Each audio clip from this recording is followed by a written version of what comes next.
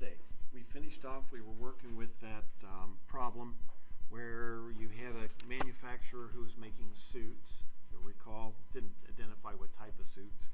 In that price range, I was guessing something like swimsuits. But you had two different functions that we came up with. One of them was a cost function, C of Q, and that cost function wound up being 20Q plus 10,000. Okay? Had a revenue function. They were selling their product for $80 per unit, so the revenue, the money coming in, is $80 times however many of them you sold. How do you create the profit function from this? That's really important. In general, what is profit as an equation?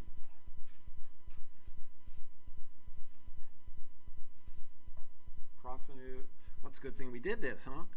Profit is revenue minus cost. Easy way to imagine that. Suppose you're at, I don't know, soccer tournament, and you got one of the booths where you're selling stuff, and you only take cash. At the end of the day, you got a bunch of money in the cash register. Okay.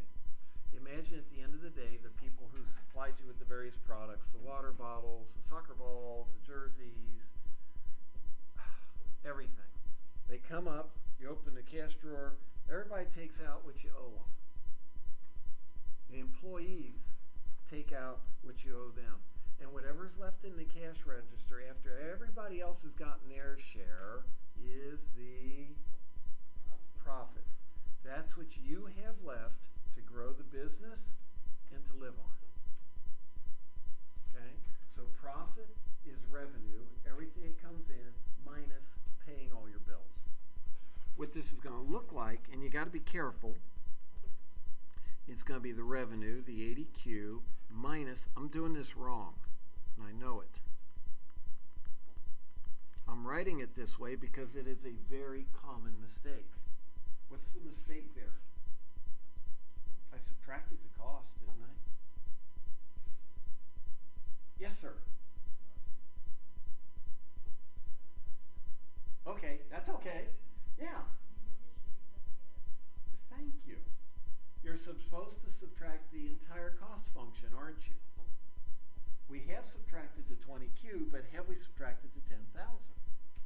So what you wind up needing to do is when you put your cost in, whatever it might be, at this point it's something very simple, just a linear function, be sure you put it in parentheses.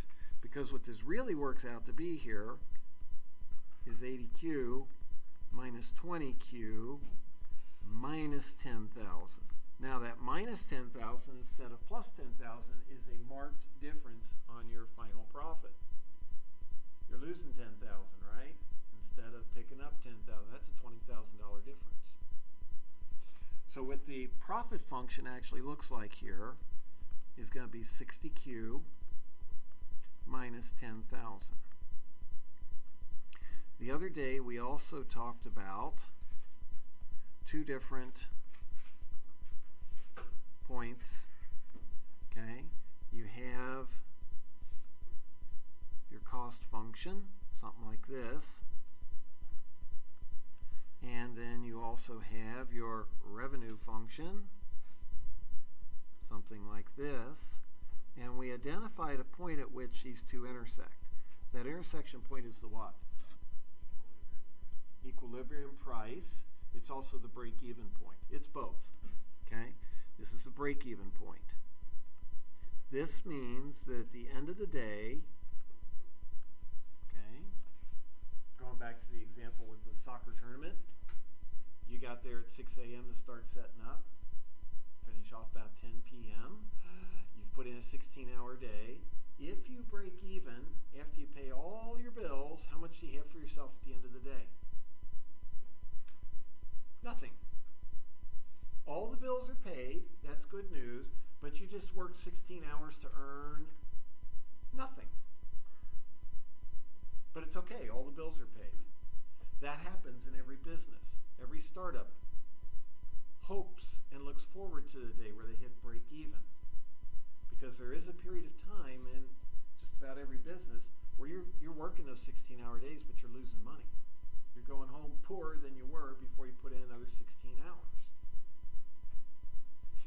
objective is to be wise about things, okay, and move to the point where revenue is finally higher than cost over here where you're turning a profit. Okay? And that's where people point back at you and say, well, gosh, okay, Julio's lucky. Look at that. Look what he's got.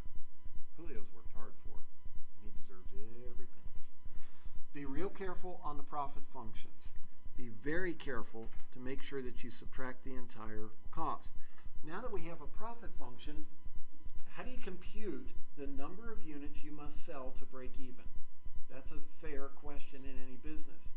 How much of this product do we have to sell just to break even? Well, the break-even point means your profit is what? Yes, sir? Zero. So that means that in that last equation, we could replace profit on the left-hand side with what value? Zero. That is the break-even point. So to compute the total number of units to break even, you're going to do 0 equals 60Q minus 10,000. Now, hopefully, this is pretty straightforward for you to solve. What are you going to do?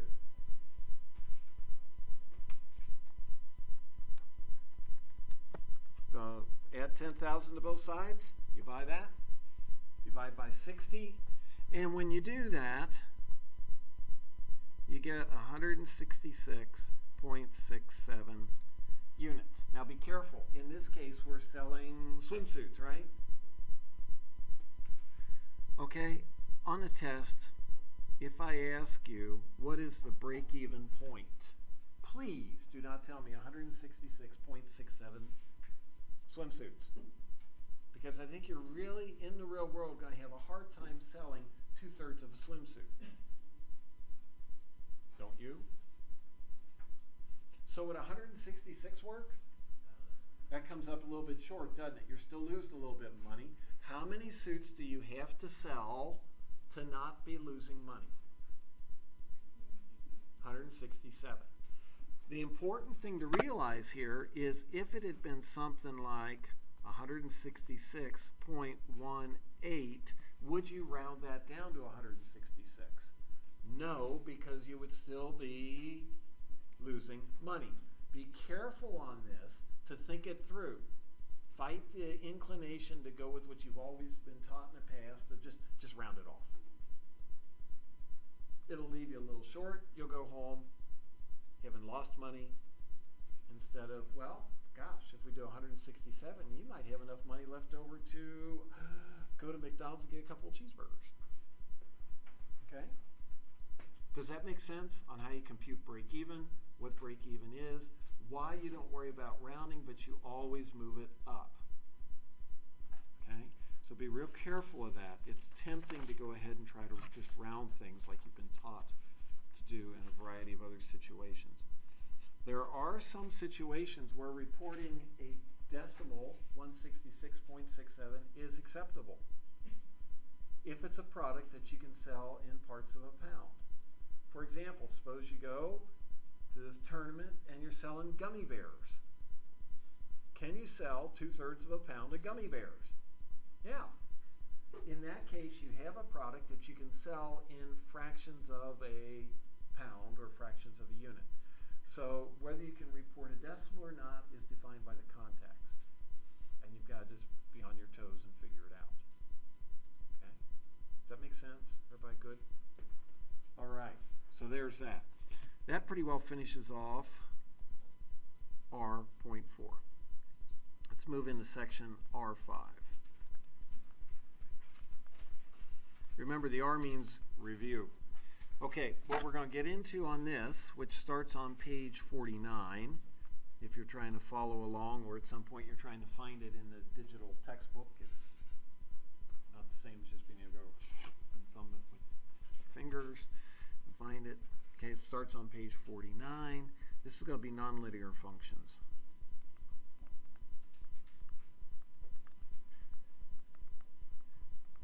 Linear functions are often discussed because they're an easy one to work with. They're also often discussed because there are a lot of situations where things are linear. If you're going into business one of the courses you might have the opportunity to take is something called Operations Research, Linear Programming. It's a real important, valuable class. If that's an option for you, I would encourage you to consider it. Okay. Basically what it does is it makes decisions on big, complicated models. Here's one for you. UPS truck leaves the depot.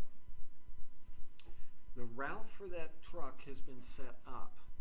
It's been programmed, especially in the city. Obviously, they want to maximize or minimize the total mileage. Minimize. Okay? You want to minimize the amount that you have to backtrack. In fact, ideally, you don't do any backtracking, right? You just do one big circle and boom, you're back home. Here's one for you. When they design the route for the truck, they also minimize the number of left-hand turns. Why? Please? It's more dangerous. It is. What makes a left-hand turn more dangerous than a right-hand turn? You got to cross traffic, don't you? And every time you're crossing oncoming traffic, there's the possibility of a wreck. So these programs are also set up to minimize the number of left-hand turns. And they take longer, right? You're sitting there waiting for a break, sitting there, sitting there, sitting there. The whole time that truck is sitting there, it's burning fuel and the driver's time. It's costing the company money. Okay? So the programs that they use to set up the optimal route for each truck take into consideration a lot of factors. It's called linear programming. Linear because oftentimes the equations in it are linear. Okay? So you can actually make a good living off of linear programming, which is just linear equations. A good living as in jobs start at 60 to 80,000. Okay? Just trying to give you some ideas. Okay, we're going to look at nonlinear. What does a function look like or have different about it if it's nonlinear?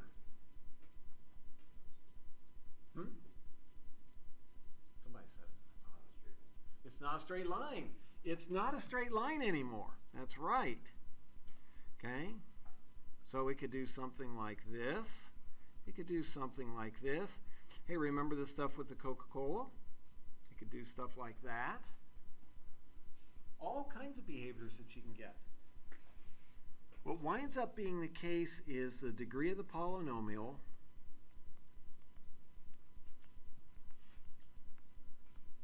is greater than 1. That means it's things like x squared, x cubed, okay? Or it's not equal to 1.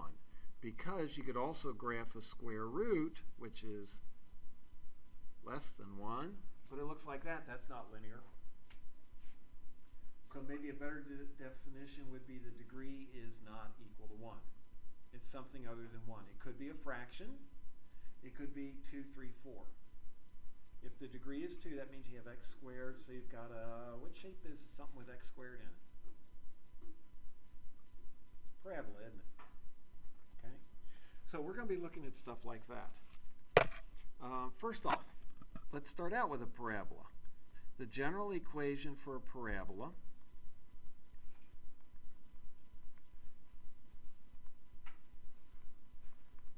is ax squared plus bx plus c, and if you see this in a book or any place, it's going to say a comma b comma c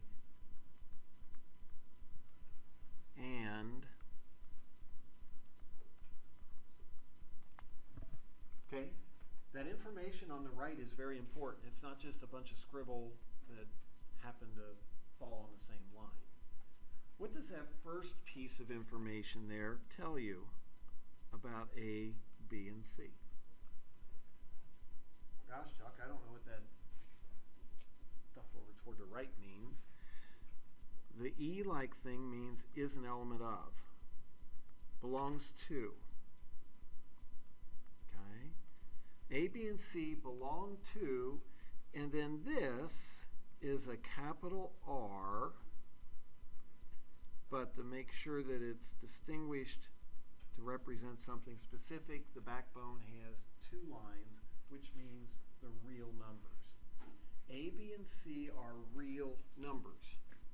Now, you may be scrambling and think, oh, I forget, what's a real number? It's things like 0, 1, 2, 3, negative 1, negative 2, negative 3, a half, a third, a fourth, square root of 5, pi, 22 over 7.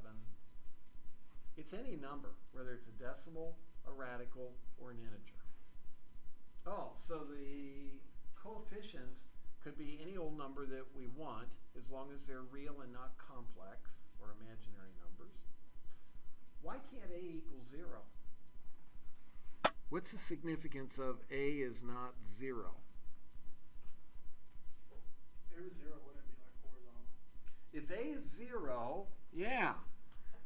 Okay? If it says you can't do it, some of you are already smiling. I'm going to go ahead and do it and see what happens. 0x squared plus bx plus c. What's that 0 do to the x squared term? Wipes it out, doesn't it? So what you really now have is that. Oh, wait a minute. What kind of an equation is that? That's linear. If the coefficient on the x squared term is 0, you don't have a quadratic anymore. You have a linear function. That's why that second portion is thrown in there. Okay, so let's take a look at a few things. First off, the shape is a parabola.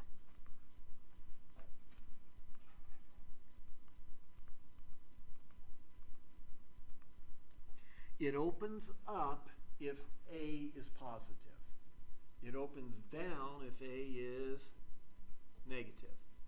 So just by looking at the equation, you know a whole lot about it before you even get started on trying to graph the thing. Okay? Second thing, the vertex. What's the vertex? Oh man, there's a lot of stuff you got to remember from past, huh? It's the nose of it.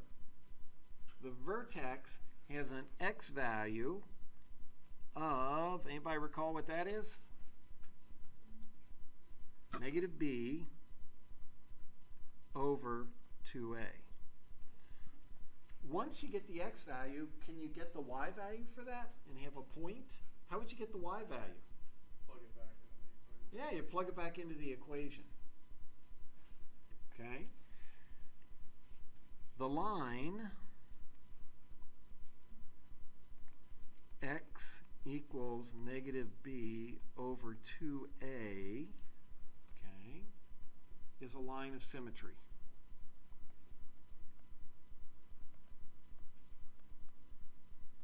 What's the line of symmetry?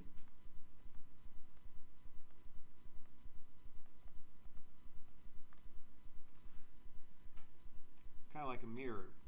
It means if you draw a line, the one side is going to be a reflection of the other.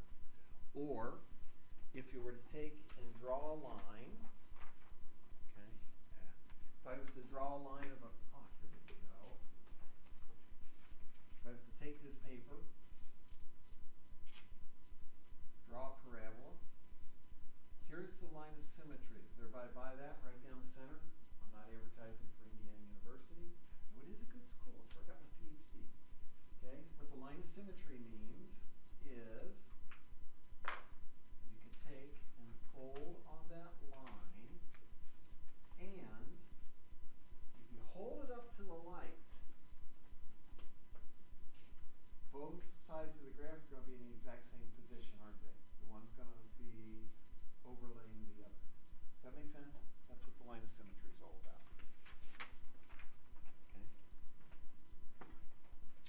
Okay, if you have something like y equals, let's see here. Let's say we have a minus 2x squared plus 10x minus 7. On next Friday's quiz, a real fair question would be, identify where the vertex is, draw a line of symmetry, and rough in a sketch of the graph. It doesn't have to be perfect, just has to sort of look like it. Okay? If you were to ask me, draw a picture of your son. Okay?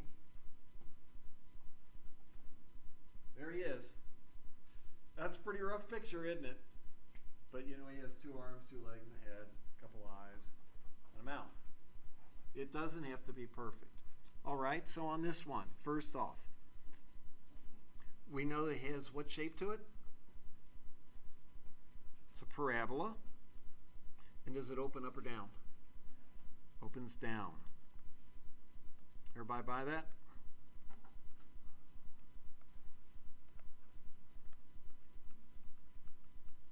Don't float away.